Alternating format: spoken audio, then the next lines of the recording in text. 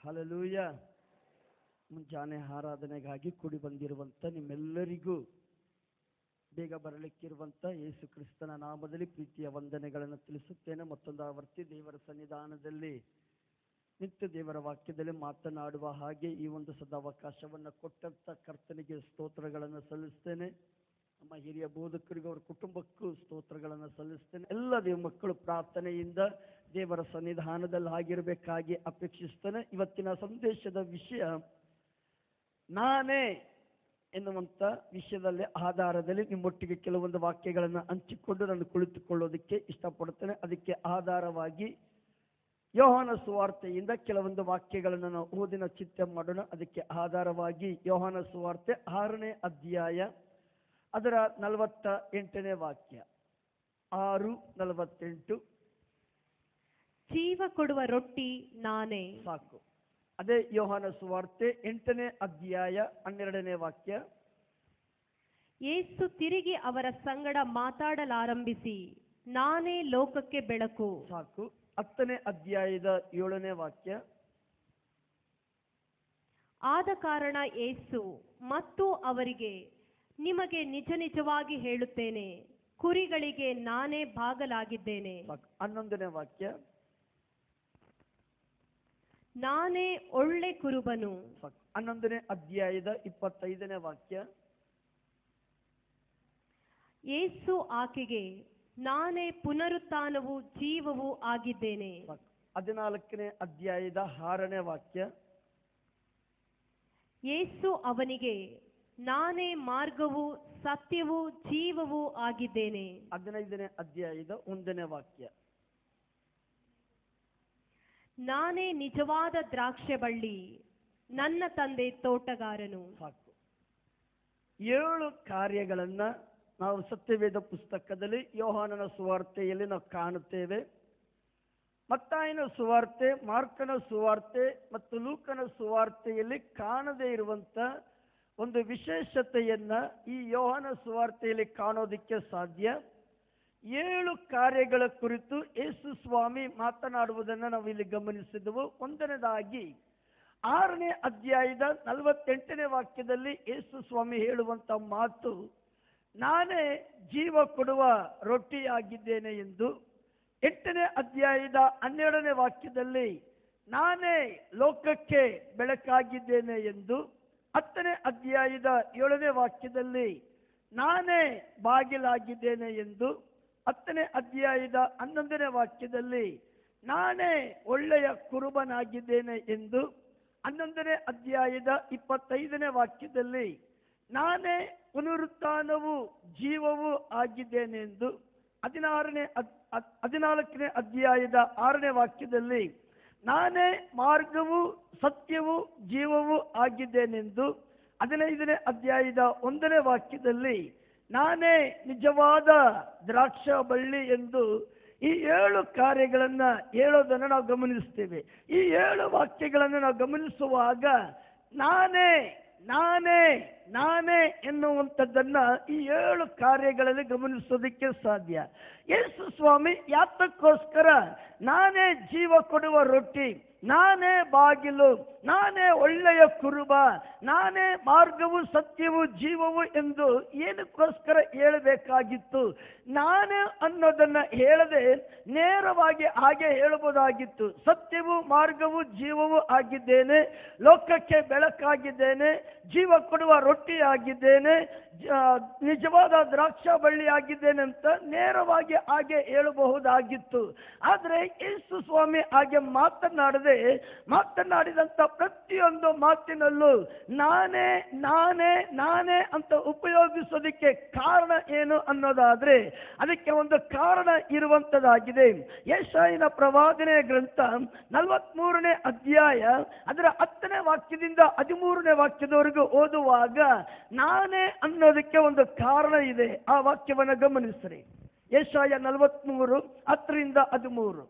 ಯೆಹೋವನ ಮಾತೇನೆಂದರೆ, ನೀವು ನನ್ನ ಸಾಕ್ಷಿ, ನಾನು ಆರಿಸಿಕೊಂಡಿರುವ ಸೇವಕನು. ನೀವು ನನ್ನನ್ನು ತಿಳಿದು ನಂಬಿ ನನ್ನನ್ನೇ ಪರಮಾತ್ಮನು ಎಂದು ಗ್ರಹಿಸುವ ಹಾಗೆ ಇದನ್ನು ನುಡಿದೆನು. ನನಗಿಂತ ಮುಂಚೆ ಯಾವ ದೇವರು ಇರಲಿಲ್ಲ, ನನ್ನ ಅನಂತರದಲ್ಲಿಯೂ ಇರುವುದಿಲ್ಲ. ನಾನೇ ಯೆಹೋವನು, ನಾನು ಹೊರತು ಯಾವ ರಕ್ಷಕನೂ ಇಲ್ಲ. ನಾನೇ ರಕ್ಷಣೆಯನ್ನು ಮುಂತಿಳಿಸಿ ನೆರವೇರಿಸಿ ಪ್ರಕಟಿಸಿದ್ದೇನೆ. ನಿಮ್ಮಲ್ಲಿ ಅನ್ಯ ದೇವರು ಯಾರೂ ಇರಲಿಲ್ಲವಲ್ಲ. ನೀವೇ ನನ್ನ ಸಾಕ್ಷಿಗಳು. ನಾನೊಬ್ಬನೇ ದೇವರು. ಹೌದು, ಇಂದಿನಿಂದ ನಾನೇ ಪರಮಾತ್ಮನು. ನನ್ನ ಕೈಯಿಂದ ಬಿಡಿಸಬಲ್ಲವರು ಯಾರೂ ಇಲ್ಲ. ನನ್ನ ಕೆಲಸಕ್ಕೆ ಯಾರು ಅಡ್ಡ ಬಂದಾರು ಎಂಬುದೇ ಯೆಹೋವನ ಮಾತು. ಈ ವಾಕ್ಯವನ್ನ ಕೇಳಿಸಿಕೊಂಡವ್ರ ಕೈ ಎತ್ತಿ ಒಂದು ಆಮೇನ್ ಹೇಳೋಣ. ಹಲ್ಲೆಲೂಯಾ. ದೇವರ ವಾಕ್ಯದಲ್ಲಿ ಯೋಹಾನ ಸುವಾರ್ತೆಯಲ್ಲಿ ನಾನೇ ನಾನೇ ನಾನೇ ಅಂತ ಹೇಳೋದಿಕ್ಕೆ ಕಾರಣ, ಯೆಶಾಯನ ಪ್ರವಾದನೆ ಗ್ರಂಥ 43ನೇ ಅಧ್ಯಾಯದ 10ನೇ ವಾಕ್ಯದಿಂದ 13ನೇ ವಾಕ್ಯದವರೆಗೂ ಓದುವಾಗ ಅಲ್ಲಿ ದೇವರಾದ ಯೆಹೋವನು ಹೇಳುವಂತ ಒಂದು ಮಾತು, ನೀವೇ ನನ್ನ ಸಾಕ್ಷಿ ಅಂತ. ಹಾಗಾದ್ರೆ ಇಲ್ಲಿ ಕುಳಿತಿರುವಂತ ನಾವುಗಳು ಇವತ್ತು ಯಾರ ಸಾಕ್ಷಿ? ಮನುಷ್ಯನ ಸಾಕ್ಷಿ ಅಲ್ಲ. ಇವತ್ತಿದರ ಆಲಯದ ಒಳಗಡೆ ಕುಳಿತಿರುವಂತ ನಾವುಗಳು ಒಬ್ಬೊಬ್ಬರು ಕರ್ತನ ಸಾಕ್ಷಿಗಳಾಗಿದ್ದೇವೆ. ಕರ್ತನ ಸಾಕ್ಷಿಗಳಾಗಿರೋರು ಯಾರಾದ್ರೂ ಇದರ ಒಳಗಡೆ ಇದ್ರೆ ಅಂತವರಿಗಾಗಿ ನಮ್ಮ ದೇವರಿಗೆ ಸ್ತೋತ್ರ ಮಾಡುತ್ತೇನೆ. ನಾವು ಸಾಧಾರಣವಾದವರಲ್ಲ, ನಾವೆಲ್ಲರೂ ಯೆಹೋವನ ಸಾಕ್ಷಿಗಳಾಗಿದ್ದೇವೆ. ಆಮೆನ್. ಕರ್ತನ ಹೇಳುವಂತ ಮಾತನ್ನ ಗಮನಿಸ್ರಿ. ನಾನು ಆರಿಸಿಕೊಂಡ ಸೇವಕನು, ನೀವು ನನ್ನನ್ನು ತಿಳಿದು ನಂಬಿ ನನ್ನನ್ನೇ ಪರಮಾತ್ಮನು ಎಂದು ಗ್ರಹಿಸುವ ಹಾಗೆ ಇದನ್ನು ನಡೆಸಿದೆನು. ನನಗಿಂತ ಮುಂಚೆ ಯಾವ ದೇವರು ಇರಲಿಲ್ಲ, ನನ್ನ ಅನಂತರದಲ್ಲಿಯೂ ಇರೋದಿಲ್ಲ. ಹಾಗಾದ್ರೆ ನಾನೇ ಅಂತ ಹೇಳೋದಕ್ಕೆ ಕಾರಣ ಏನು ಅಂತಂದ್ರೆ, ದೇವರ ವಾಕ್ಯ ಸ್ಪಷ್ಟವಾಗಿ ಹೇಳುವಂಥದ್ದು, ನಾನೇ ದೇವರಾಗಿರೋದ್ರಿಂದ ನಾನಲ್ಲದೆ ಮತ್ತೊಂದು ದೇವರಿಲ್ಲ. ದೇವರ ವಾಕ್ಯದಲ್ಲಿ ಸ್ಪಷ್ಟವಾಗಿ ಕಾಣ್ತೇವೆ, ನನಗಿಂತ ಮುಂಚೆ ಯಾವ ದೇವರು ಇರಲಿಲ್ಲ, ನನ್ನ ಅನಂತರದಲ್ಲೂ ಯಾವ ದೇವರು ಇಲ್ಲ. ಹಾಗಾದ್ರೆ ಇವತ್ತು ನಮಗೆ ದೇವರು ಅನ್ನೋದಾದ್ರೆ ಅದು ಒಬ್ಬನು ಮಾತ್ರ, ಅದು ಬೇರೆ ಯಾರು ಅಲ್ಲ, ಅದು ಕರ್ತನಾದ ಯೇಸುವಾಗಿದ್ದಾನೆ. Hallelujah, hallelujah. ವಾಕ್ಯದಲ್ಲಿ ನಾವು ಗಮನಿಸುತ್ತೇವೆ ನೋಡ್ರಿ, 10ನೇ ವಾಕ್ಯದ ಕೊನೆ ಭಾಗದಲ್ಲಿ, ನನಗಿಂತ ಮುಂಚೆ ಯಾವ ದೇವರು ಇರಲಿಲ್ಲ, ನನ್ನ ಅನಂತರದಲ್ಲಿಯೂ ಇರುವುದಿಲ್ಲ. ನಾನೇ ಯೆಹೋವನು, ನನ್ನ ಹೊರತು ಯಾವ ರಕ್ಷಕನೂ ಇಲ್ಲ. ಹಲ್ಲೆಲೂಯಾ. ಅದರಿಂದಲೇ ಯೇಸು ಸ್ವಾಮಿ ಹೇಳಿದ ಮಾತು, ನಾನಲ್ಲದೆ ನಿಮಗೆ ಮತ್ತೊಂದು ದೇವರಿಲ್ಲದೆ ಇರೋದ್ರಿಂದ, ನಾನಲ್ಲದೆ ಮತ್ತೊಂದು ರಕ್ಷಕನು ಇಲ್ಲದೆ ಇರೋದ್ರಿಂದ ಯೇಸು ಸ್ವಾಮಿ ಹೇಳಿದನು, ನಿಮಗೆ ಮಾರ್ಗ ಏನಾದರೂ ಆಗಿರೋದಾದ್ರೆ ಅದು ನಾನೇ ಆಗಿದ್ದೇನೆ. ನಿಮಗೆ ಒಳ್ಳೆಯ ಕುರುಬನಂತ ಆಗಿರೋದಾದ್ರೆ ಅದು ನಾನೇ ಆಗಿದ್ದೇನೆ.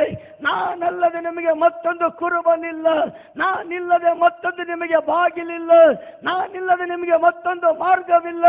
ನಿಮಗೆ ಏನಾದ್ರೂ ಆಗಿರೋದಾದ್ರೆ ಅದು ಎಲ್ಲ ನಾನೇ ಆಗಿದ್ದೇನೆ ಅಂತ ಯೇಸು ಸ್ವಾಮಿ ಹೇಳೋದನ್ನು ನಾವು ಗಮನಿಸುತ್ತೇವೆ.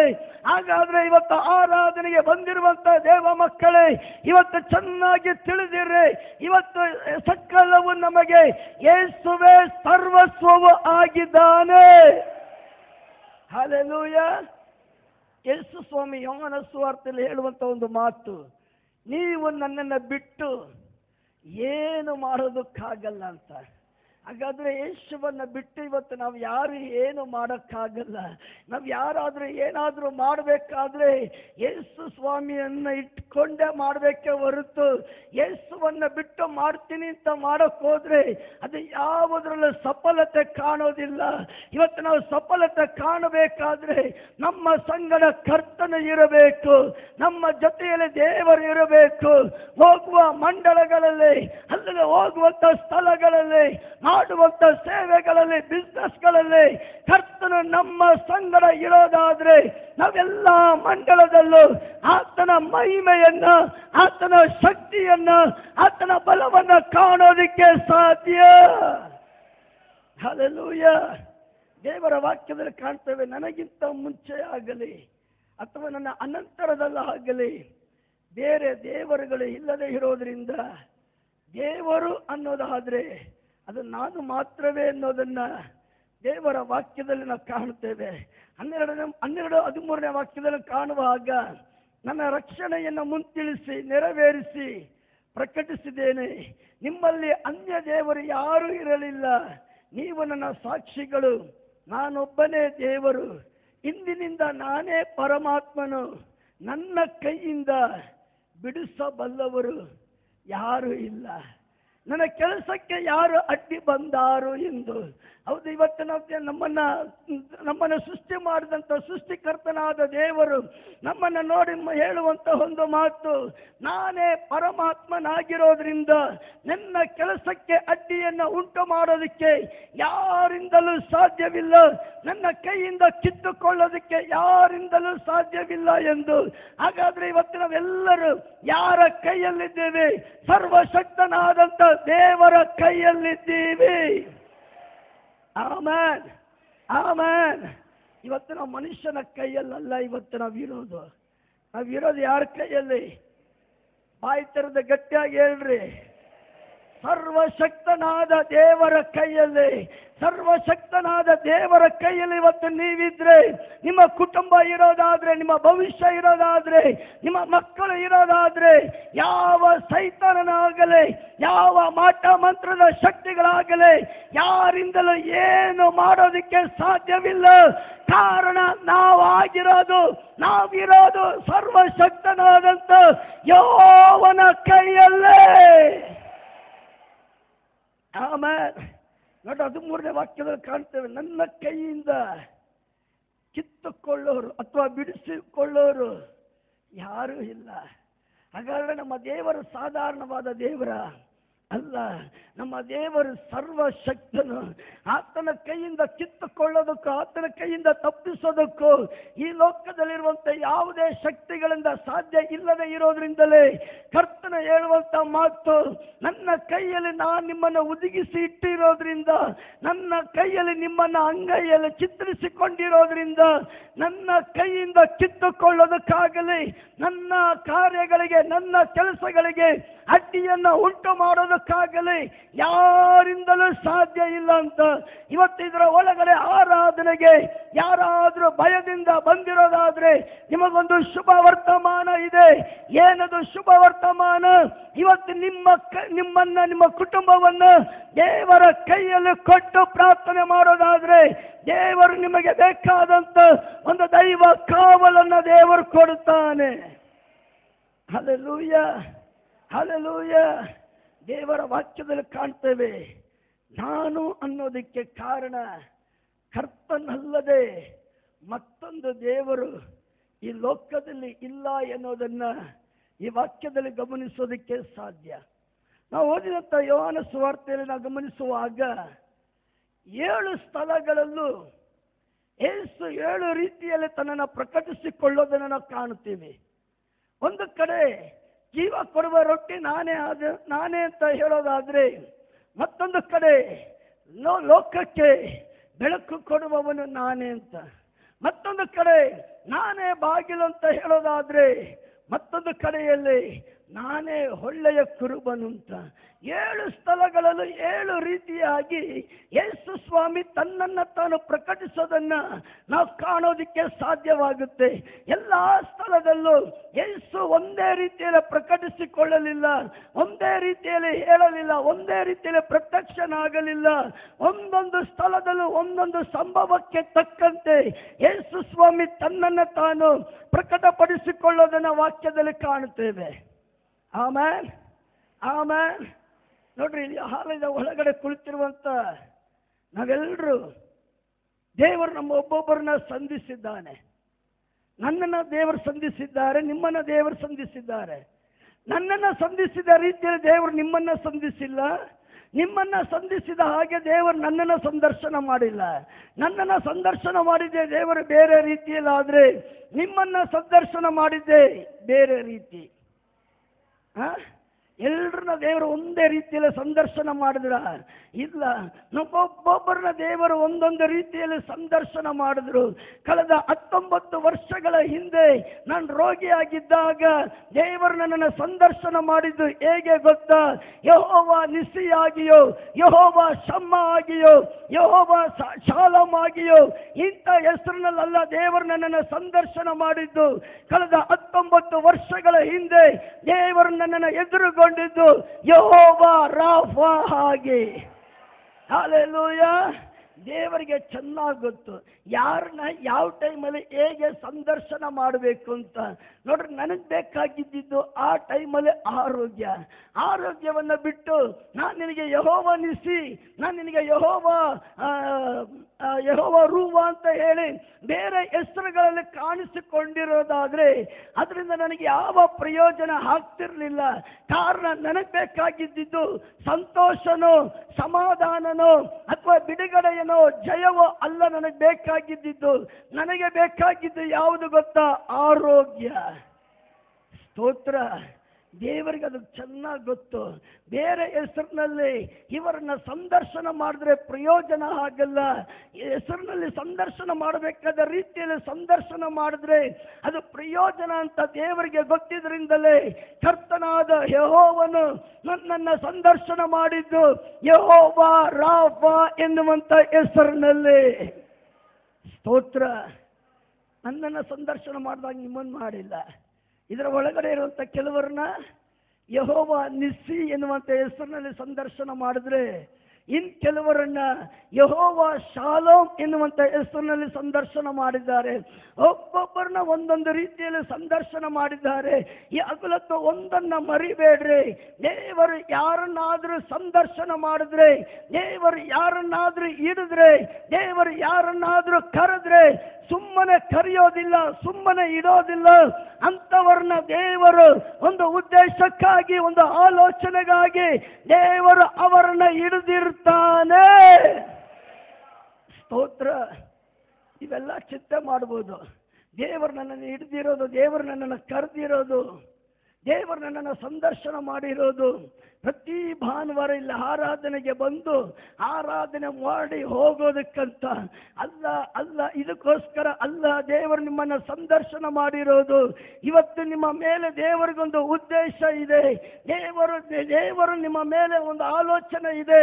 ಅದನ್ನು ನೆರವೇರಿಸೋದಕ್ಕೋಸ್ಕರನೇ ಇವತ್ತು ದೇವರು ನಿಮ್ಮನ್ನು ಭೇಟಿ ಮಾಡಿರೋದು, ನಿಮ್ಮನ್ನು ಸಂದರ್ಶನ ಮಾಡಿರೋದು. ಅದು ಒಂದು ಕಾಲದಲ್ಲೂ ಮರಿಬೇಡ್ರಿ.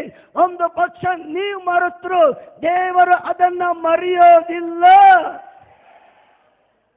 Amen, amen. ನೋಡ್ರಿ, ದೇವರು ಯಾರನ್ನಾದ್ರೂ ಒಬ್ಬರಿಗೆ ಪ್ರತ್ಯಕ್ಷನಾದ್ರೆ ಅಥವಾ ಸಂದರ್ಶನ ಮಾಡಿದ್ರೆ ಸುಮ್ಮನೆ ಮಾಡಲ್ಲ. ಏನೋ ವಿಸಿಟ್ ಕೊಟ್ಟು ಹೋಗ್ಬೇಕು ಅಂತ ಹೇಳಿ ಕೊಟ್ಟು ಹೋಗಲ್ಲ. ಕೊಟ್ಟು ಹೋಗೋದಕ್ಕೊಂದು ಕಾರಣ ಇದೆ. ಆ ಕಾರಣ ನೆರವೇರೋವರೆಗೂ ದೇವರ ವಾಕ್ಯದಲ್ಲಿ ಯೆಶಾಯನ ಪ್ರವಾದನೆ ಗ್ರಂಥದಲ್ಲಿ ನೋಡುತ್ತೇವೆ. ಆ ವಾಗ್ದಾನ ನೆರವೇರುವ ತನಕ, ಆ ಆಲೋಚನೆ ನೆರವೇರುವ ತನಕ, ಆ ಉದ್ದೇಶ ನೆರವೇರುವ ತನಕ ನನ್ನ ಕೈಯಿಂದ ನಿಮ್ಮನ್ನು ಬಿಡಿಸಿಕೊಳ್ಳೋದಕ್ಕೂ ಕಿತ್ತುಕೊಳ್ಳೋದಕ್ಕೂ ಯಾರಿಂದಲೂ ಸಾಧ್ಯ ಇಲ್ಲ ಎಂದು. ಹೌದು, ನನ್ನನ್ನು ಕೇಳುವಂತ ದೇವ ಮಗುವೆ, ದೇವ ಜನರೇ, ನಿಮ್ಮೆಲ್ಲರ ಮೇಲೆ ದೇವರಿಗೆ ಒಂದು ಉದ್ದೇಶ ಇದೆ. ಸ್ತೋತ್ರ, ಸ್ತೋತ್ರ. ನೀವು ಅದನ್ನು ನಂಬುತ್ತೀರಾ? ನೀವು ಅದನ್ನು ನಂಬುತ್ತೀರಾ? ನಿಮ್ಮ ಮೇಲೆ ದೇವರಿಗೊಂದು ಉದ್ದೇಶ ಇರೋದ್ರಿಂದಲೇ ಇವತ್ತಿದ್ರ ಆಲಯದ ಒಳಗಡೆ ನೀವು ಬಂದಿರೋದು, ಇಲ್ಲಿ ಕುಳಿತಿರೋದು, ದೇವರಿಗೆ ಸ್ತೋತ್ರ ಮಾಡ್ತಾ ಇರೋದು. ಆಮೆನ್. ಸುಮ್ಮನೆ ನಾವು ಯಾರು ಬಂದಿದ್ದಲ್ಲ. ನಮ್ಮೆಲ್ಲರ ಮೇಲೂ ದೇವರಿಗೊಂದು ಉದ್ದೇಶ ಇದೆ. ಉದ್ದೇಶ ಇಲ್ಲದೆ ದೇವರು ನಮ್ಮನ್ನು ಯಾರನ್ನು ಸಂದರ್ಶನ ಮಾಡಿಲ್ಲ. ಇವತ್ತು ನಾವು ಅದರ ಕುರಿತು ಅರಿವುಳ್ಳವರಾಗಿರಬೇಕು. ಅದರ ಕುರಿತು ತಿಳುವಳಿಕೆ ಉಳ್ಳವರಾಗಿರಬೇಕು. ಅದನ್ನು ನಾವು ಅರಿವುಳ್ಳವರಾಗಿ ತಿಳುವಳಿಕೆ ಉಳ್ಳವರಾದರೆ ದೇವರ ಆ ಕರೆ, ದೇವರ ಉದ್ದೇಶ, ಆ ದೇವರ ಒಂದು ಆಲೋಚನೆ ನಮ್ಮ ಜೀವಿತದಲ್ಲಿ ಒಂದು ಕಾಲದಲ್ಲೂ ಅದು ವ್ಯರ್ಥವಾಗಿ ಹೋಗೋದಿಲ್ಲ. ದೇವರು ಅದನ್ನು ತಕ್ಕ ಕಾಲದಲ್ಲಿ, ತಕ್ಕ ಸಮಯದಲ್ಲಿ ದೇವರು ಅದನ್ನು ನೆರವೇರಿಸ್ತಾನೆ. Amen, amen. ಕಳೆದ ದಿವಸದಲ್ಲಿ, ಕಳೆದ ವರ್ಷಗಳ ಹಿಂದೆ ನನ್ನ ಜೀವನದಲ್ಲಿ ಒಂದು ಅಪಘಾತ ಸಂಭವಿಸ್ತದೆ. ನಿಮ್ಮೆಲ್ಲರಿಗೂ ಕೆಲವರಿಗೆ ಗೊತ್ತು. ಸೇವೆಗೋಸ್ಕರವಾಗಿ ರಾಮನಗರಕ್ಕೆ ಹೋಗುವಂಥ ಸಮಯದಲ್ಲೇ ಒಂದು ಅಪಘಾತ ನನ್ನ ಜೀವನದಲ್ಲಿ ಸಂಭವಿಸಿತು. ಅದುವರೆಗೂ ನಾನು ಚೆನ್ನಾಗಿದ್ದೆ. ಅಪಘಾತ ಸಂಭವಿಸುವಂತೆ ಕೆಲವೇ ನಿಮಿಷಗಳಲ್ಲಿ ನನ್ನ ಪ್ರಜ್ಞೆ ತಪ್ಪಿತು. ಹೇಗೆ ಅಪಘಾತ ಸಂಭವಿಸಿತು, ನಾನು ಹೇಗೆ ಹಾಸ್ಪಿಟಲ್ ಅಡ್ಮಿಟ್ ಆದೆ, ಯಾವ ರೀತಿ ನನ್ನ ತಲೆಯಿಂದ ರಕ್ತ ಹೊರಗಡೆ ಬಂತು, ಇದು ಯಾವುದು ಏನು ನನಗೆ ಗೊತ್ತಾಗಲಿಲ್ಲ. ಸುಮಾರು ಗಂಟೆಗಳು ಕಳೆದ ನಂತರ ಕಣ್ಣು ಬಿಟ್ಟು ನಾನು ನೋಡಿದಾಗ ಆಸ್ಪತ್ರೆಯ ಬೆಡ್ ಮೇಲೆ ನಾನು ಮಲಗಿದ್ದೆ. ತಕ್ಷಣ ಕೇಳಿದಾಗ ಹೀಗೆ ಘಟನೆ ಹಿಂಗೆ ಆಯಿತು ಅಂತ ಅವಾಗ ಹೇಳಿದ್ರು. ಅದಾದ ಸ್ವಲ್ಪ ದಿನದಲ್ಲಿ ಒಂದು ದೇವ ಸೇವಕರು ಬಂದು ಹೀಗೆ ಹೇಳಿದ್ರು, ನಿನ್ನ ಒಂದು ಪ್ರಾಣವನ್ನು ತೆಗೆಯೋದಕ್ಕೆ ಶತ್ರು ನೋಡ್ದ, ಆದರೆ ನಾನು ಅದನ್ನು ಬಿಟ್ಟು ಕೊಡಲಿಲ್ಲ. ಕಾರಣ, ಮಗನೇ, ನಿನ್ನ ಮೇಲೆ ನನಗೊಂದು ಕೆಲವೊಂದು ಉದ್ದೇಶ ಇದೆ, ಅದನ್ನು ನೆರವೇರಿಸ್ತೇನೆ, ನಾನು ನಿನ್ನನ್ನು ಕರ್ಕೊಳ್ಳೋದು ಅಂತ. ಇವತ್ತು ನನಗೆ ಚೆನ್ನಾಗಿ ಗೊತ್ತು, ನಾನು ಸಾಯೋದಾದ್ರೆ ಹೇಗೆ ಸಾಯ್ತೀನಿ ಅಂತ. Hallelujah, hallelujah. ಕೆಲವರು ಚಿಂತೆ ಮಾಡ್ತಾರೆ, ವಯಸ್ಸಾದ ಮೇಲೆ ಸಾಯ್ತೀನೋ, ಅಥವಾ ರೋಗದಲ್ಲೇ ಸಾಯ್ತೀನೋ, ಅಥವಾ ಅವ್ರ ಕಡೆಯಿಂದ ಇವ್ರ ಕಡೆಯಿಂದ ಸೇವೆ ಮಾಡಿಸ್ಕೊಂಡು ಅಯ್ಯೋ ಅಮ್ಮ ಅಪ್ಪ ಅಂತ ನರಳಿ ಸಾಯ್ತೀನೋ ಅಂತ ಕೆಲವರು ಆ ರೀತಿ ಕನಸ್ಕಾಣ್ತಾ ಇದ್ದಾರೆ. ಕೆಲವರು ಆ ರೀತಿ ದರ್ಶನ ಕಾಣ್ತಾ ಇದ್ದಾರೆ. ದಯವಿಟ್ಟು ಆ ರೀತಿ ಕನಸನ್ನ ಕಾಣಬೇಡ್ರಿ, ದರ್ಶನ ಕಾಣಬೇಡ್ರಿ. ಕಾಣೋದಾದ್ರೆ ಸರಿಯಾಗಿ ಕಾಣ್ರಿ. ಕರ್ನಾಟಕದ ಒಂದು ಉಜ್ಜೀವನಕ್ಕೋಸ್ಕರ ದೇವರೇ ನನ್ನನ್ನು ನೀನು ಮಾಡೋದಾದ್ರೆ ಆ ರೀತಿ ಸರಿಯಾದ ಒಂದು ಪಾತ್ರೆಯಾಗಿ ನನ್ನನ್ನು ಉಪಯೋಗಿಸು ಎಂದು. ಆಮೇನ್. ನಮ್ಮೆಲ್ರಿಗೂ ಚೆನ್ನಾಗಿ ಗೊತ್ತು, ಹುಟ್ಟಿದ ದಿನ, ಮದುವೆ ದಿನ ಗೊತ್ತು, ಸಾಯೋ ದಿನ ಗೊತ್ತಿಲ್ಲ. ದೇವರದನ್ನು ಮರೆ ಮಾಡ್ದ. ಏನಕ್ಕೆ ಗೊತ್ತಾ? ದೇವರ ಜ್ಞಾನಿ. ಸಾಯೋ ದಿನ ಯಾವತ್ತಂತ ಮುಂಚೆನೆ ತಿಳಿಸ್ಬಿಟ್ರೆ ನಾವೇನಾಗ್ತೀವಿ? ದೇವರು ನಮ್ಗೆ ಯಾವ ದಿನ ಸಾಯಕ್ಕಂತ ಇಟ್ಟಿರ್ತಾರೋ ಆ ದಿನಕ್ಕಿಂತ ಮುಂಚೆನೆ, ನಾಳೆ ಅಂದರೆ ಇವತ್ತೇ ಸತ್ತೋಗ್ಬಿಡ್ತೀವಿ. ಏನಕ್ಕೆಂದ್ರೆ ನಾಳೆ ಸಾಯ್ತಿದ್ದೀನಲ್ಲ ಅಂತೇಳಿ ಅದನ್ನ ನೆನೆಸ್ಕೊಂಡ್ರೆ ಸಾಕು, ಅವಾಗಲೇ ಹಾರ್ಟ್ ಅಟ್ಯಾಕ್, ಅವಾಗಲೇ ಸತ್ತೋಗ್ಬಿಡ್ತೀವಿ. ಅಂದರೆ ದೇವರು ಜ್ಞಾನಿ ಆಗಿರೋದ್ರಿಂದ ಹುಟ್ಟಿದ ದಿನ, ಮದುವೆ ದಿನ ದೇವರು ತಿಳಿಸಿದ್ರೆ ಹೊರತು ಸಾಯೋ ದಿನ ತಿಳಿಸ್ಲಿಲ್ಲ. ನಮ್ಮ ಆಯುಷ್ಕಾಲ ಸ್ವಲ್ಪವಾದರೂ ಸರಿನೇ, ಆ ಆಯುಷ್ಕಾಲದಲ್ಲಿ ದೇವ ಮಕ್ಕಳು ಹೇಳಬೇಕು, ಕರ್ತನೇ ನನಗೆ ಕೊಡುವಂಥ ಆರೋಗ್ಯದಲ್ಲಿ, ನನಗೆ ಕೊಡುವಂಥ ಆಯುಷ್ಕಾಲದಲ್ಲಿ ವ್ಯರ್ಥವಾಗಿ ಕಳೆಯೋದಕ್ಕೆ ನಾನು ಇಷ್ಟಪಡೋದಿಲ್ಲ ಸ್ವಾಮಿ. ನೀನು ನನ್ನನ್ನು ಯಾತಕ್ಕೋಸ್ಕರ ಹಿಡಿದಿದೆಯೋ, ನೀನು ನನ್ನನ್ನು ಯಾತಕ್ಕೋಸ್ಕರ ರಕ್ಷಿಸಿದೆಯೋ, ಈ ಮಾರ್ಗದಲ್ಲಿ ನೀನು ಕರ ತಂದಿದೆಯೋ, ಅದರ ಉದ್ದೇಶವನ್ನು ನೀನು ನೆರವೇರಿಸು ಅಂತ ಒಪ್ಪಿಸುವಾಗ ಖಂಡಿತ ದೇವರ ಆತ್ಮನದನ್ನು ಮಾಡೇ ಮಾಡುತ್ತಾನೆ. Amen, amen. ನೋಡ್ರಿ, 13ನೇ ವಾಕ್ಯ ಮತ್ತೊಮ್ಮೆ ಹೋದ್ರಿ.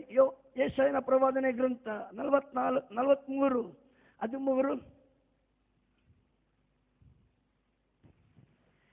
ಇಂದಿನಿಂದ ನಾನೇ ಪರಮಾತ್ಮನು, ನನ್ನ ಕೈಯಿಂದ ಬಿಡಿಸಬಲ್ಲವರು ಯಾರೂ ಇಲ್ಲ, ನನ್ನ ಕೆಲಸಕ್ಕೆ ಯಾರು ಅಡ್ಡ ಬಂದಾರು. ನೋಡ್ರಿ, ದೇವರ ವಾಕ್ಯ ಹೇಳುತ್ತೆ, ನನ್ನ ಕೈಯಿಂದ ಬಿಡಿಸಬಲ್ಲವರು ಯಾರೂ ಇಲ್ಲ. ಹಾಗಾದ್ರೆ ಇವತ್ತು ನಾವು ಭಯಪಡಬೇಕಾದ ಅವಶ್ಯಕತೆ ಇಲ್ಲ, ಹೆದರಬೇಕಾದ ಅವಶ್ಯಕತೆ ಇಲ್ಲ, ಕಳವಳ ಪಡಬೇಕಾದ ಅವಶ್ಯಕತೆ ಇಲ್ಲ. ಕಾರಣ ಇವತ್ತು ನಾವು ಯಾರ ಕೈಯಲ್ಲಿದ್ದೇವೆ? ಯಾರ ಕೈಯಲ್ಲಿದ್ದೇವೆ? ಗಟ್ಟಿಯಾಗಿ ಹೇಳ್ರಿ, ಗಟ್ಟಿಯಾಗಿ ಹೇಳ್ರಿ. ಇವತ್ತು ಸೈತಾನನ ನೀವು ಹೇಳೋದನ್ನು ಅವನು ಚೆನ್ನಾಗಿ ಕೇಳಿಸ್ಕೊಳ್ಳಿ. ಒಂದು ಪಕ್ಷ ಅವನಿಗೆ ಕಿವಿಡಾಗಿದ್ರೆ ಇವತ್ತು ಅವನ ಕಿವಿ ತೆರಿಲಿ. ಯೇಸುವಿನ ನಾಮದಲ್ಲಿ ಕೂಗಿ ಹೇಳ್ರಿ, ಇವತ್ತು ನಾನಾಗಿರೋದು ದೇವರ ಕೈಯಲ್ಲೇ. ಸ್ತೋತ್ರ, ಸ್ತೋತ್ರ. ಒಂದು ಸ್ತೋತ್ರ ಹೇಳಿದ್ರೆ ಸರಿಯಾಗಿ ಹೇಳಬೇಕು, ಒಂದು ಹಲ್ಲೆಲೂಯಾ ಹೇಳಿದ್ರು ಸರಿಯಾಗಿ ಹೇಳಬೇಕು, ಒಂದು ಆರಾಧನೆ ಮಾಡಿದ್ರು ಅದು ಸರಿಯಾಗಿ ಮಾಡಬೇಕು. ಆಮೆನ್. ವಾಕ್ಯ ಹೇಳುತ್ತೆ, ಇಂದಿನಿಂದ ನಾನೇ ಪರಮಾತ್ಮನು, ನನ್ನ ಕೈಯಿಂದ ಬಿಡಿಸಬಲ್ಲವರು ಯಾರೂ ಇಲ್ಲ. ಯಾರಾದ್ರೂ ಇದ್ದಾರಾ? ಮಾಟ ಮಂತ್ರಗಳಿಂದ ಆಗುತ್ತಾ? ಅನ್ಯ ಶಕ್ತಿಗಳಿಂದ ಆಗುತ್ತಾ? ಅಧಿಕಾರಿಗಳಿಂದ ಆಗುತ್ತಾ, ಮನುಷ್ಯರಿಂದ ಆಗುತ್ತಾ? ಯಾರಿಂದನೂ ಆಗಲ್ಲ. ಅಲ್ಲಲ್ಲೂಯ್ಯ, ದೇವರ ವಾಕ್ಯದಲ್ಲಿ ನಾವು ಕಾಣ್ತಾ ಇರೋದು, ನಾವಿರೋದು ಅಲ್ಲ ಈ ದೇಶದ ಪ್ರಧಾನಮಂತ್ರಿ ಕೈಯಲ್ಲೋ, ರಾಷ್ಟ್ರಪತಿ ಕೈಯಲ್ಲೋ, ಮುಖ್ಯಮಂತ್ರಿ ಕೈಯಲ್ಲೋ, MP ಕೈಯಲ್ಲೋ, ಅಲ್ಲದೆ MLA ಕೈಯಲ್ಲೋ ಅಲ್ಲ ರೀ. ಇವತ್ತು ನಾವಿರೋದು ಯಾರ ಕೈಯಲ್ಲಿ? ಆಕಾಶವನ್ನು, ಭೂಮಿಯನ್ನು, ಸಮಸ್ತವನ್ನು ಉಂಟು ಮಾಡಿದಂತ ಸರ್ವಶಕ್ತನಾದಂತ ಯೆಹೋವನ ಕೈಯಲ್ಲಿ ಇವತ್ತು ನೀವು ಇರೋದ್ರಿಂದ ಇವತ್ತು ಯಾವುದಕ್ಕೂ ಭಯಪಡೋದು ಬೇಡ. ಸ್ತೋತ್ರ. ದೇವರ ಕೈಯಲ್ಲಿ ಕೊಟ್ಟು ನೀವು ಒಪ್ಪಿಸಿ ಪ್ರಾರ್ಥನೆ ಮಾಡಿದ್ರೆ ಅವ್ರಿಗೇನಿರಲ್ಲ ಗೊತ್ತಾ? ಯಾವುದೇ ರೀತಿಯ ಟೆನ್ಷನ್ ಇರಲ್ಲ, ಯಾವುದೇ ರೀತಿಯ ಚಿಂತೆ ಇರಲ್ಲ. Amen, amen. ಕೀರ್ತನೆಗಳ ಪುಸ್ತಕ 55ನೇ ಅಧ್ಯಾಯಕ್ಕೆ ಬಂದರೆ ದೇವರ ವಾಕ್ಯದಲ್ಲಿ ಹೇಳುವುದನ್ನು ನಾವು ಒಂದು ವಾಕ್ಯವನ್ನು ಗಮನಿಸೋದಕ್ಕೆ ಸಾಧ್ಯ. ಕೀರ್ತನೆಗಾರನ ಹೇಳುವಂಥ ಒಂದು ಮಾತನ್ನು ನೋಡ್ರಿ.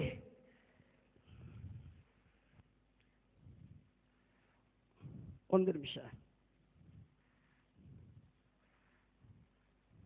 37ನೇ ಅಧ್ಯಾಯ 5ನೇ ವಾಕ್ಯ, ಕೀರ್ತನೆಗಳ ಪುಸ್ತಕ 37:5.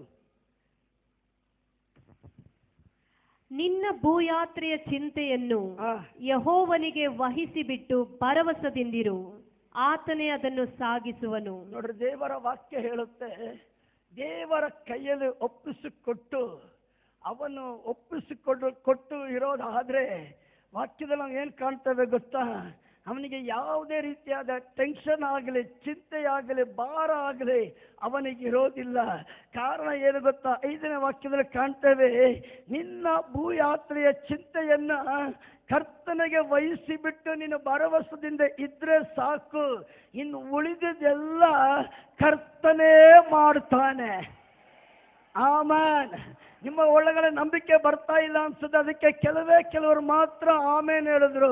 ಇವತ್ತು ನಿಮ್ಮನ್ನ, ನಿಮ್ಮ ಕುಟುಂಬವನ್ನ, ನಿಮ್ಮ ಭವಿಷ್ಯವನ್ನ ದೇವರ ಕೈಯಲ್ಲಿ ಕೊಟ್ಟು ಒಪ್ಪಿಸಿ ನೀವು ನಿಶ್ಚಿಂತೆಯಿಂದ ಇರೋದಾದ್ರೆ ಮುಂದೆ ನಿಮಗೆ ಏನೆಲ್ಲ ಬೇಕು ಅದನ್ನೆಲ್ಲ ದೇವರೇ ನಿಮಗಾಗಿ ಒದಗಿಸುತ್ತಾನೆ.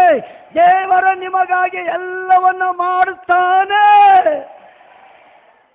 ಹಲ್ಲೆಲೂಯಾ. ನೋಡ್ರಿ, ಅವ್ರಿಗೆ ಏನಿರಲ್ಲ ಗೊತ್ತಾ? ಚಿಂತೆ ಇರಲ್ಲ, ಟೆನ್ಷನ್ ಇರಲ್ಲ.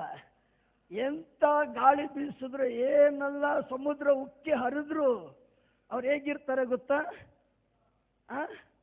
ಕೂಲ್ ಆಗಿರ್ತಾರೆ. ಹೇಗಿರ್ತಾರೆ? ಅದು ನೋಡ್ರಿ, ಹೇಳಲ್ಲ. ಹೇಗಿರ್ತಾರೆ? ಗಟ್ಟಿಯಾಗಿ ಹೇಳಬೇಕು. ಇವತ್ತು ಯಾರಿಂದ ಆದ್ರೂ ಆ ರೀತಿ ಇರಲಿಕ್ಕಾಗದೆ ಇರೋದಾದ್ರೆ ಇವತ್ತು ಈ ಕಾರಣ ಏನು ಗೊತ್ತಾ? ನಿಮ್ಮ ಭಾರವನ್ನು ನೀವೇ ಹೊತ್ತುಕೊಂಡಿರೋದ್ರಿಂದ, ನಿಮ್ಮ ಟೆನ್ಷನ್ ಅನ್ನು ನೀವೇ ಹೊತ್ತುಕೊಂಡಿರೋದ್ರಿಂದ, ನಿಮ್ಮ ಭಾರ, ನಿಮ್ಮ ದುಃಖ, ನಿಮ್ಮ ವೇದನೆ, ನಿಮ್ಮ ಸಮಸ್ಯೆ ಎಲ್ಲ ನೀವೇ ಹೊತ್ತುಕೊಂಡಿರೋದ್ರಿಂದ ಇವತ್ತು ಕರ್ತನಲ್ಲಿ ನೀವು ನಿಶ್ಚಿಂತೆಯಿಂದ ಇರೋದಕ್ಕೆ ಸಾಧ್ಯ ಆಗ್ತಾ ಇಲ್ಲ. ಆದ್ರೆ ಇವತ್ತು ದೇವರ ವಾಕ್ಯ ಹೇಳುವ ಪ್ರಕಾರ ಕರ್ತನೆ ನಿನ್ನ ಕೈಯಲ್ಲಿ ಒಪ್ಪಿಸುವಾಗ ದೇವರ ವಾಕ್ಯ ಹೇಳುತ್ತದಲ್ಲ, ಆತನೇ ಅದನ್ನ ಸಾಗಿಸುವನು ಎಂದು. ಆ ವಾಕ್ಯದ ಪ್ರಕಾರ ದೇವರೇ ನೀನೇ ಎಲ್ಲವನ್ನ ನೋಡಿಕೊಳ್ಳುವ ದೇವರು, ನನಗಾಗಿ ಎಲ್ಲವನ್ನ ಮಾಡಿ ಮುಗಿಸುವ ದೇವರು. Amen, amen. ದೇವರ ಕೈಯಲ್ಲಿ ಒಪ್ಪಿಸಿರೋರಿಗೆ ಯಾವುದೇ ರೀತಿಯ ಚಿಂತೆನೂ ಇಲ್ಲ, ಟೆನ್ಷನು ಇಲ್ಲ, ಗಡಿಬಿಡಿನೂ ಇಲ್ಲ, ಏನೇನೂ ಇಲ್ಲ. ಕೂಲಾಗಿ ಸಮಾಧಾನವಾಗಿರ್ತಾರೆ. ಇವತ್ತು ನಿಮ್ಮಿಂದ ಹಂಗೆ ಇರೋದಕ್ಕಾಗ್ತಾ ಇದೆಯಾ? ಹಂಗಿದ್ರೆ ಸ್ತೋತ್ರ ಹೇಳ್ರಿ. ಆಗ್ತಾ ಇಲ್ವಾ? ಇವತ್ತು ದೇವರ ಹತ್ರ ಪ್ರಾರ್ಥನೆ ಮಾಡ್ರಿ. ದೇವರೇ, ನನ್ನ ಕೈಯಿಂದ ಹಂಗಿರಕ್ಕಾಗ್ತಾ ಇಲ್ಲ, ನನ್ನ ಕುಟುಂಬದಲ್ಲಿ ಹಂಗಿರಕ್ಕಾಗ್ತಾ ಇಲ್ಲ. ಆ ರೀತಿಯ ಅನುಭವ ಯಾರಿಗಾದ್ರೂ ಇದ್ರ ಒಳಗಡೆ ಇರೋರಿಗೆ ಇರೋದಾದ್ರೆ ಇವತ್ತು ಒಪ್ಪಿಸಿಕೊಟ್ಟು ಪ್ರಾರ್ಥನೆ ಮಾಡ್ರಿ. ದೇವರ ವಾಕ್ಯ ಸುಳ್ಳಲ್ಲ, ದೇವರ ವಾಕ್ಯ ಸತ್ಯ. ದೇವರ ವಾಕ್ಯಕ್ಕೆ ಜೀವ ಇದೆ, ದೇವರ ವಾಕ್ಯಕ್ಕೆ ಸಾಮರ್ಥ್ಯ ಇದೆ. ದೇವರ ವಾಕ್ಯ ಇಬ್ಬಾಯಿ ಕತ್ತಿ ಕೀಳು ಮಜ್ಜೆಗಳಲ್ಲಿ ತೂರಿ ಹೋಗುತ್ತೆ. ಆತ್ಮ ಪ್ರಾಣದ ಬೇಕಾದಂತ ಬಲವನ್ನು ಅದು ತುಂಬುತ್ತೆ. Amen, amen. ದೇವರ ವಾಕ್ಯದಲ್ಲಿ 1 ಕೊರಿಂಥ 2:9 ನಾವು ಕಾಣ್ತೇವೆ. ದೇವರು ನಮಗಾಗಿ ಸಿದ್ಧ ಮಾಡಿ ಇಟ್ಟಿರೋದು ಒಂದು ಕಣ್ಣು ಕಾಣಲಿಲ್ಲ, ಒಂದು ಕಿವಿ ಕೇಳಿಲ್ಲ, ಅದರ ಭಾವನೆ ಮನುಷ್ಯನ ಹೃದಯದಲ್ಲಿ ಹುಟ್ಟಲಿಲ್ಲ ಎಂದು. Hallelujah, hallelujah. ಈ ಹಗಲೊತ್ತಿನಲ್ಲಿ ನನ್ನನ್ನು ಕೇಳುವಂತ ದೇವ ಜನರೇ, ಇವತ್ತು ನಿಮಗೋಸ್ಕರವಾಗಿಯೇ ಕೆಲವೊಂದನ್ನು ದೇವರು ಸಿದ್ಧ ಮಾಡಿ ಇಟ್ಟಿದ್ದಾನೆ. ಆಮೆನ್. ಮತ್ತೊಂದು ಸಾರಿ ಕೇಳಿಸಿಕೊಳ್ಳದೆ ಇರೋರಿಗೋಸ್ಕರ ಹೇಳ್ತೇನೆ, ಇವತ್ತು ನಿಮಗೋಸ್ಕರ ಅಂತಾನೆ ಕೆಲವೊಂದನ್ನ ದೇವರು ಸಿದ್ಧ ಮಾಡಿ ಇಟ್ಟಿದ್ದಾನೆ. ಇವತ್ತದು ನಮ್ಮ ಕಣ್ಣು ಕಾಣ್ತಾ ಇಲ್ಲ, ಇವತ್ತದು ನಮ್ಮ ಕಿವಿ ಕೇಳ್ತಾ ಇಲ್ಲ, ಅದರ ಕುರಿತಾದ ಯಾವುದೇ ಭಾವನೆ ನಮ್ಮ ಒಳಗಡೆ ಬರ್ತಾ ಇಲ್ಲ. ಆದ್ರೆ ಒಂದು ದಿನ ಬರುತ್ತೆ, ಆ ದಿವಸ ಬಂದಾಗ ದೇವರು ನಮಗಾಗಿ ಸಿದ್ಧ ಮಾಡಿ ಇಟ್ಟಿರುವಂತ ಆ ಒಂದೊಂದು ಆಶೀರ್ವಾದಗಳನ್ನು ನಾವು ನಮ್ಮ ಕಣ್ಣಾರೆ ಕಾಣುತ್ತೀವಿ. ಮುಂದೆ ದೇವರು ನಮಗೋಸ್ಕರ ಏನೇನೋ ಮಾಡೋದಕ್ಕೆ ಸಿದ್ಧ ಮಾಡಿ ಇಟ್ಟಿದ್ದಾರೆ. ನೋಡು, ಸ್ತೋತ್ರನೇ ಹೇಳಿಲ್ಲ. ಅದನ್ನ ಪಡೆಯದಂತೆ, ಹೊಂದಿಕೊಳ್ಳದಂತೆ ಅನೇಕ ಸಾರಿ ಶತ್ರು ಏನ್ ಮಾಡ್ತಾನೆ ಗೊತ್ತಾ? ಈ ಲೋಕದಲ್ಲೇ ಇಲ್ಲದೆ ಇರುವ ಹಾಗೆ ಮಾಡಲಿಕ್ಕೆ ಪ್ರಯತ್ನ ಮಾಡ್ತಾನೆ. ಆದ್ರೆ ದೇವರು ಹೇಳೋದು ಏನ್ ಗೊತ್ತಾ? ನೀವು ನನ್ನ ಕೈಯಲ್ಲಿ ಇರೋ ತನಕ ನಾನು ನಿಮ್ಮ ಕುರಿತು ಏನ್ ಮಾಡ್ಬೇಕಂತ ಅಂದುಕೊಂಡಿದ್ದೀನೋ ಅದನ್ನ ಮಾಡಿ ಮುಗಿಸೋವರೆಗೂ ಪಾತಾಳದಲ್ಲಿರುವಂತ ಸೈತಾನನ ಲೂಸಿಫರ್ ಎದ್ದು ಬಂದ್ರು ಏನು ಮಾಡೋದಕ್ಕಾಗೋದಿಲ್ಲ. ಕಾರಣ ನಾನು ಆಲೋಚನೆ ಮಾಡಿಕೊಂಡಿರೋದ್ರಿಂದ, ನಾನು ಪ್ಲಾನ್ ಮಾಡಿರೋದ್ರಿಂದ ಅದನ್ನ ತಡೆಯೋದಿಕ್ಕೆ, ಅದನ್ನ ಇಲ್ಲದಂತೆ ಮಾಡೋದಿಕ್ಕೆ ಯಾವ ಶಕ್ತಿಯಿಂದಲೂ ಸಾಧ್ಯ ಇಲ್ಲ. ಇಷ್ಟೆಲ್ಲ ಭರವಸೆ ಇರಬೇಕಾದ್ರೆ ಇನ್ನ ಭಯ ಇದೆಯಾ? ಇನ್ನ ಟೆನ್ಷನ್ ಇದೆಯಾ? ಇನ್ನ ಗಡಿಬಿಡಿ ಇದೆಯಾ? ಆಮೇನ್. ನೋಡ್ರಿ, ಎಲೆಕ್ಷನ್ ನಡೆಯುವಂಥ ಟೈಮಲ್ಲಿ ಎಲ್ಲ ರಾಜಕೀಯ ವ್ಯಕ್ತಿಗಳು ಮಾಡೋದು ಏನು ಗೊತ್ತಾ? ದೊಡ್ಡ ಒಂದು ಪಟ್ಟಿನೇ ಬಿಡುಗಡೆ ಮಾಡ್ತಾರೆ. ನೀವು ನನ್ನನ್ನು ಗೆಲ್ಲಿಸಿದ್ರೆ ನಿಮಗೆ ನಾನು ಹಿಂಗೆ ಮಾಡ್ತೀನಿ, ಅದು ಮಾಡಿಕೊಡ್ತೀನಿ, ಇದು ಮಾಡಿಕೊಡ್ತೀನಿ ಅಂತ ಒಂದು ಪಟ್ಟಿನೇ ಬಿಡುಗಡೆ ಮಾಡ್ತಾರೆ. ಅವರ ಅಧಿಕಾರಕ್ಕೆ ಬಂದಾದ್ಮೇಲೆ ಹೋಗಿ ಕೇಳಿದ್ರೆ ಯಾರು ಹೇಳಿದ್ದು, ಯಾವಾಗ ಹೇಳಿದ್ದು, ಮಾತು ಬದಲಾಯಿಸ್ತಾರೆ. ಆದರೆ ನನ್ನ ದೇವರ ಹಾಗಲ್ಲ. ನನ್ನ ದೇವರು ಏನಾದರೂ ಕುರಿತು ಹೇಳಿದ್ರೆ, ನಿಮ್ಮನ್ನು ಕುರಿತು ಹೇಳಿದ್ರೆ ತಿಳ್ಕೊಳ್ರಿ ದೇವ ಮಕ್ಕಳೇ, ನಿಮ್ಮ ತಲೆಯಲ್ಲಿರುವಂತ ಒಂದು ಕೂದಲೇನಾದ್ರೂ ಕೆಳಗಡೆ ಬೀಳ್ಬೇಕಾದ್ರೂ ಸರಿನೇ, ದೇವರ ಅನುಮತಿ ಇಲ್ಲದೆ, ದೇವರ ಅಪ್ಪಣೆ ಇಲ್ಲದೆ ನಿಮ್ಮ ಜೀವನದಲ್ಲಿ ಏನು ಸಂಭವಿಸೋದಿಲ್ಲ. ಏನಾದ್ರೂ ನಡಿಬೇಕು ಅಂತಂದ್ರೆ ಅದು ದೇವರ ಚಿತ್ತದಿಂದಲೇ ಆಗೋದು. ಕೆಲವರು ಯಾವುದಕ್ಕೋ ಏನೇನಕ್ಕೋ ಟೆನ್ಷನ್ ತಗೊಳ್ತಾರೆ. ಅವ್ರು ಟೆನ್ಷನ್ ತಗೊಳ್ಳೋದು ಅಲ್ಲದೆ ಇರೋರು ಟೆನ್ಷನ್ ಮಾಡಕ್ ಬಿಡ್ತಾರೆ. ಆಮೇನ್. ಅದರ ವಾಕ್ಯ ಏನು ಹೇಳುತ್ತೆ?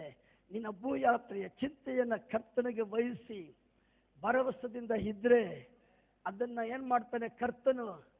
ಸಾಗಿಸ್ತಾರೆ. ಸಾಗಿಸೋದು ನಿನ್ನ ಕೆಲಸ ಅಲ್ಲ, ಸಾಗಿಸೋದು ಕರ್ತನ ಕೆಲಸ. Hallelujah, hallelujah. ಕೊಟ್ಟು ನೋಡ್ರಿ, ಒಪ್ಪಿಸಿಕೊಟ್ಟು ನೋಡ್ರಿ. ಅಲ್ಲಲ್ಲಿ ಮುಂದೆ ಬರುವಂತ ದಿನಗಳು ನಿಮಗೆ ಅದು ಭಾರವಾಗಿ ಇರೋದಿಲ್ಲ. ಮುಂದೆ ಬರುವಂತ ದಿನಗಳು ಅದು ನಿಮಗೆ ಟೆನ್ಷನ್ ಆಗಿರೋದಿಲ್ಲ. ಮುಂದೆ ಬರುವಂತ ದಿನಗಳು ನಿಮಗೆ ಗಲಿಬಿಲಿ ಆಗಿರೋದಿಲ್ಲ. ಯಾವಾಗ ಕರ್ತನ ಕೈಗೆ ನಿಮ್ಮ ವಿಷಯಗಳನ್ನು ಒಪ್ಪಿಸಿಕೊಟ್ಟು ಪ್ರಾರ್ಥನೆ ಮಾಡ್ತೀರೋ, ಆ ಬರುವಂತ ಮುಂದಿನ ಎಲ್ಲ ದಿವಸಗಳು ಹೇಗಿರುತ್ತೆ ಗೊತ್ತಾ? ಸಮಾಧಾನದಲ್ಲೇ ದೇವರು ನಿಮ್ಮನ್ನು ನಡೆಸ್ತಾನೆ. ಯಾವುದಕ್ಕೂ ಯಾವ ಟೆನ್ಷನ್ ಇಲ್ಲದೆ, ಗಲಿಬಿಲಿ ಇಲ್ಲದೆ ಕರ್ತನಲ್ಲಿ ನೀವೇನಾಗಿರ್ತೀರಾ? ಸಮಾಧಾನದ ಪ್ರಿಯರಾಗಿರ್ತೀರಾ. Hallelujah, hallelujah. ಆ ಯೆಶಾಯನ ಪ್ರವಾದನೆ ಗ್ರಂಥದಲ್ಲಿ ಮತ್ತೊಂದು ಭಾಗ ಕಾಣ್ತೇವೆ. ನನ್ನ ಕೆಲಸಕ್ಕೆ ಯಾರು?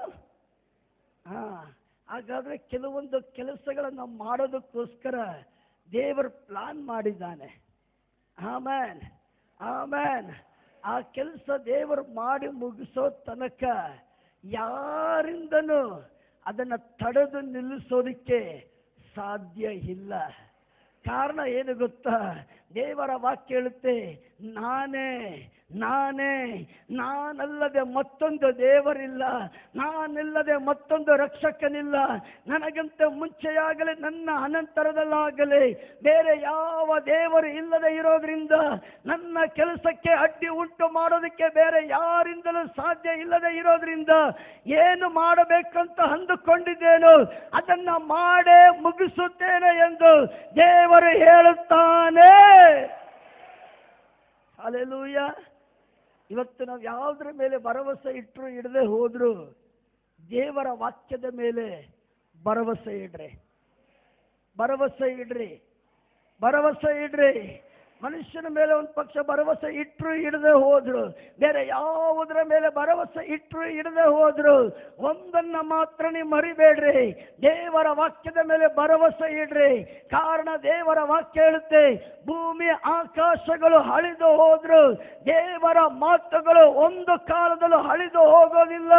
ದೇವರು ಏನು ಹೇಳುತ್ತಾನೋ, ದೇವರು ಏನು ನುಡಿದಿದ್ದಾನೋ ಅದು ನಡೆದೇ ನಡೆಯುತ್ತೆ, ಅದು ಸಂಭವಿಸುತ್ತೆ. Amen, amen. ಅದರಿಂದ ದೇವರ ವಾಕ್ಯವನ್ನು ಕಾಣೋದು, ನಾನಲ್ಲದೆ ಮತ್ತೊಂದು ದೇವರು ನಮಗಿಲ್ಲ. ಹಾಗಾದರೆ ಕರ್ತನು ಮಾತ್ರ ನಮಗೆ ದೇವರು, ಕರ್ತನು ಮಾತ್ರವೇ ನಮಗೆ ರಕ್ಷಕನು, ಕರ್ತನು ಮಾತ್ರವೇ ನಮಗೆ ಒಡೆಯನು. ಕಣ್ಣುಗಳನ್ನು ಮುಚ್ಚಿ ನಾವು ಪ್ರಾರ್ಥನೆ ಮಾಡೋಣ, ಕಣ್ಣುಗಳನ್ನು ಮುಚ್ಚಿ ಸ್ವಲ್ಪ ಸಮಯ ನಾವು ಪ್ರಾರ್ಥನೆ ಮಾಡೋಣ. ಬಾಯಿ ತೆರೆದು ಎಲ್ಲರೂ ಪ್ರಾರ್ಥನೆ ಮಾಡ್ರಿ. ದೇವರ ಸನ್ನಿಧಾನದಲ್ಲಿ ಎಲ್ಲರೂ ಒಂದು ನಿಮಿಷ ಎದ್ದು ನಿಂತು ಪ್ರಾರ್ಥನೆ ಮಾಡ್ರಿ. ಹಲ್ಲೆಲೂಯಾ. ಈ ಮೊದಲನೇ ಆರಾಧನೆಯನ್ನು ಮುಗಿಸಿ ನೀವು ಇಲ್ಲಿಂದ ಹೋಗೋದಕ್ಕಿಂತ ಮುಂಚಿತವಾಗಿ ದೇವ ಮಕ್ಕಳೇ ಪ್ರಾರ್ಥನೆ ಮಾಡ್ರಿ, ದೇವ ಜನರೇ ಪ್ರಾರ್ಥನೆ ಮಾಡ್ರಿ. ಇವತ್ತು ಯಾವ ವಿಷಯದಲ್ಲಿ ನೀವು ಗಲಿಬಿಲಿಗೆ ಒಳಗಾಗಿದ್ದೀರಾ, ಇವತ್ತು ಯಾವ ವಿಷಯದಲ್ಲಿ ನೀವು ಆತಂಕದಲ್ಲಿದ್ದೀರಾ, ಯಾವ ವಿಷಯದಲ್ಲಿ ಇವತ್ತು ನೀವು ಭಯ ಪಡ್ತಾ ಇದ್ದೀರಾ, ಅದನ್ನ ದೇವರ ಕೈಯಲ್ಲಿ ಕೊಟ್ಟು ಪ್ರಾರ್ಥನೆ ಮಾಡ್ರಿ. ಬಾಯಿ ತೆರೆದು ಪ್ರಾರ್ಥನೆ ಮಾಡ್ರಿ. ಅಲ್ಪ ನಿಮಿಷ ಬಾಯಿ ತೆರೆದು ಪ್ರಾರ್ಥನೆ ಮಾಡ್ರಿ, ಪ್ರಾರ್ಥನೆ ಮಾಡ್ರಿ. ಬಾಯಿ ತೆರೆದು ಪ್ರಾರ್ಥನೆ ಮಾಡ್ರಿ, ಬಾಯಿ ತೆರೆದು ಪ್ರಾರ್ಥನೆ ಮಾಡ್ರಿ. ನಿಮ್ಮನ್ನ ದೇವರ ಕೈಯಲ್ಲಿ ಕೊಡ್ರಿ, ನಿಮ್ಮ ಕುಟುಂಬವನ್ನ ದೇವರ ಕೈಯಲ್ಲಿ ಕೊಡ್ರಿ, ನಿಮ್ಮ ಮುಂದಿನ ಭವಿಷ್ಯವನ್ನ ದೇವರ ಕೈಯಲ್ಲಿ ಕೊಟ್ಟು ಹೇಳ್ರಿ, ಕರ್ತನೇ ನಿನ್ನ ಕೈಯಲ್ಲಿ ಇರುವ ತನಕ ನನಗೆ ಯಾವುದೇ ರೀತಿಯ ಭಯವಾಗಲಿ, ಆತಂಕವಾಗಲಿ, ಚಿಂತೆಯಾಗಲಿ ಇಲ್ಲ. ಶಬಲವ ಹಕುರಮನ ಶಕರಬಲವ. ಬಾಯಿ ತೆರೆದ ಸಭೆ ಪ್ರಾರ್ಥನೆ ಮಾಡಲಿ, ಪ್ರಾರ್ಥನೆ ಮಾಡಲಿ. ಶಬ್ದ ತೆಗೆದು, ಶಬ್ದ ತೆಗೆದು ದೇವರ ವಾಕ್ಯದಲ್ಲಿ ಕಂಡೆವು, ನೀವು ನನ್ನ ಸಾಕ್ಷಿ. ಹೌದು, ಇವತ್ತು ನಾವು ಮನುಷ್ಯನ ಸಾಕ್ಷಿಗಳಲ್ಲ, ಕರ್ತನ ಸಾಕ್ಷಿಗಳಾಗಿದ್ದೀವಿ. ಸ್ತೋತ್ರ, ಸ್ತೋತ್ರ, ಸ್ತೋತ್ರ.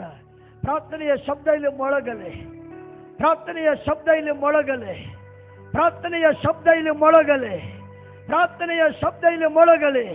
ಬಾಯಿಯಿಂದ ಹರಿಕೆ ಮಾಡ್ರಿ, ಬಾಯಿಯಿಂದ ಹರಿಕೆ ಮಾಡ್ರಿ, ಬಾಯಿಯಿಂದ ಹರಿಕೆ ಮಾಡ್ರಿ. ಕರ್ತನೇ ನನ್ನ ದೇವರು, ಕರ್ತನೇ ನನ್ನ ರಕ್ಷಕನು. ಬಾಯಿಯಿಂದ ಹರಿಕೆ ಮಾಡ್ರಿ, ಬಾಯಿಯಿಂದ ಹರಿಕೆ ಮಾಡಿ ಪ್ರಾರ್ಥನೆ ಮಾಡ್ರಿ. ಅಲ್ಪ ನಿಮಿಷ ಬಾಯಿ ತೆರೆದು ನೀವು ಪ್ರಾರ್ಥನೆ ಮಾಡೋದಾದ್ರೆ ದೇವರ ಸಾನ್ನಿಧ್ಯದಲ್ಲಿ ನಿಮ್ಮ ಎಲ್ಲ ಭಯಗಳು ಮಾರ್ಪಡುತ್ತೆ, ನಿಮ್ಮ ಎಲ್ಲ ಆತಂಕಗಳು ಮಾರ್ಪಡುತ್ತೆ, ನಿಮ್ಮ ಎಲ್ಲ ಗಲಿಬಿಲಿಗಳು, ಟೆನ್ಷನ್ಗಳು, ಚಿಂತೆಗಳು ಯೇಸುವಿನ ನಾಮದಲ್ಲಿ ನಿಮ್ಮನ್ನ ಬಿಟ್ಟು ಹೋಗುತ್ತೆ. Yes, yes. ಆಲಯದಲ್ಲಿ ದೇವರ ಸಾನ್ನಿಧ್ಯ ಚಲಿಸಲ್ಪಡುತ್ತಾ ಇದೆ, ದೇವರ ಪ್ರಸನ್ನತೆ ಚಲಿಸಲ್ಪಡುತ್ತಾ ಇದೆ. ಮೌನವಾಗಿ ನಿಲ್ಲಬೇಡ್ರಿ, ಮೌನವಾಗಿ ನಿಲ್ಲಬೇಡ್ರಿ. ದೇವ ಜನರು ಸ್ವಲ್ಪ ಸಮಯ ಶಬ್ದ ತೆಗೆದು ಪ್ರಾರ್ಥನೆ ಮಾಡಲಿ. Jesus, Jesus, Jesus. ಈ ಮೊದಲನೇ ಆರಾಧನೆಗೆ ಅನೇಕ ವ್ಯಕ್ತಿಗಳು ಅನೇಕ ವಿಷಯಗಳಲ್ಲಿ ಆತಂಕದಿಂದ, ಭಯದಿಂದ, ಟೆನ್ಷನ್ ಇಂದ ಬಂದವರಿದ್ದೀರಾ. ಮುಂದೆ ನನ್ನ ಭವಿಷ್ಯ ಏನಾಗುತ್ತೋ, ಮುಂದೆ ನನ್ನ ಕುಟುಂಬದ ಸ್ಥಿತಿ ಏನಾಗುತ್ತೋ, ಮುಂದೆ ನಾನು ಏನಾಗ್ತೀನೋ ಎನ್ನುವಂತ ಭಯದಲ್ಲಿ ಅನೇಕರು ಇದರ ಒಳಗಡೆ ಇದ್ದೀರಾ. ದೇವರ ಆತ್ಮನು ಹೇಳುವಂತ ಒಂದು ಕಾರ್ಯ, ಮಗನೇ ಮಗಳೇ ಭಯಪಡಬೇಡ, ಮಗನೇ ಮಗಳೇ ಭಯಪಡಬೇಡ, ನಾನೇ ನಿನ್ನೊಂದಿಗೆ ಇದ್ದೇನೆ, ನಾನೇ ನಿನ್ನೊಂದಿಗೆ ಇದ್ದೇನೆ. ನಿನ್ನ ಭವಿಷ್ಯ ನನ್ನ ಕೈಯಲ್ಲಿದೆ, ನಿನ್ನ ಕುಟುಂಬ ನನ್ನ ಕೈಯಲ್ಲಿದೆ, ನಿನ್ನ ಮಕ್ಕಳು ನನ್ನ ಕೈಯಲ್ಲಿದ್ದಾರೆ, ನಿನ್ನ ಬಿಸ್ನೆಸ್ ನನ್ನ ಕೈಯಲ್ಲಿದೆ. ಯಾವುದಕ್ಕೂ ಭಯಪಡಬೇಡ. ಜೀಸಸ್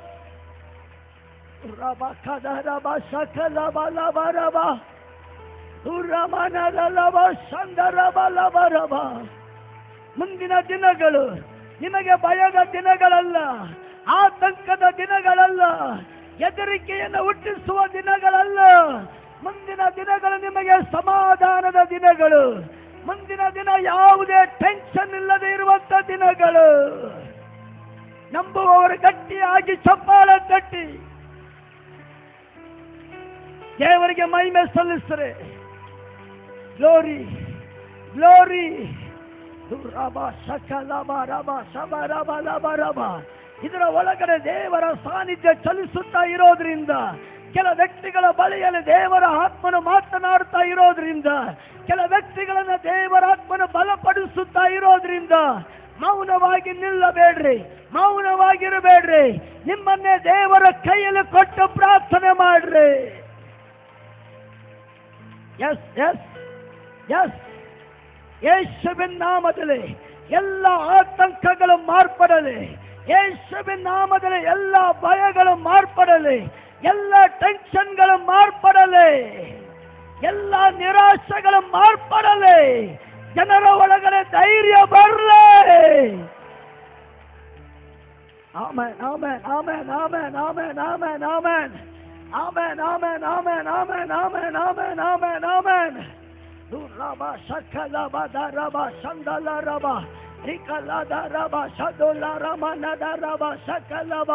ಶತ್ರುವಿನ ಎಲ್ಲ ಭಯದ ತಂತ್ರಗಳನ್ನ, ಆತಂಕವನ್ನ, ಹೆದರಿಕೆಯನ್ನು ಉಂಟು ಮಾಡುವಂತ ಅವನ ಎಲ್ಲ ತಂತ್ರಗಳನ್ನ ಯೇಸುವಿನ ನಾಮದಲ್ಲಿ ಇವತ್ತು ನಾವು ಸಭೆಯಾಗಿ ಶಪಿಸುತ್ತೇವೆ. ಅದರ ಮೇಲೆ ಜಯ ತೆಗೆದುಕೊಳ್ಳುತ್ತೇವೆ, ಜಯ ತೆಗೆದುಕೊಳ್ಳುತ್ತೇವೆ.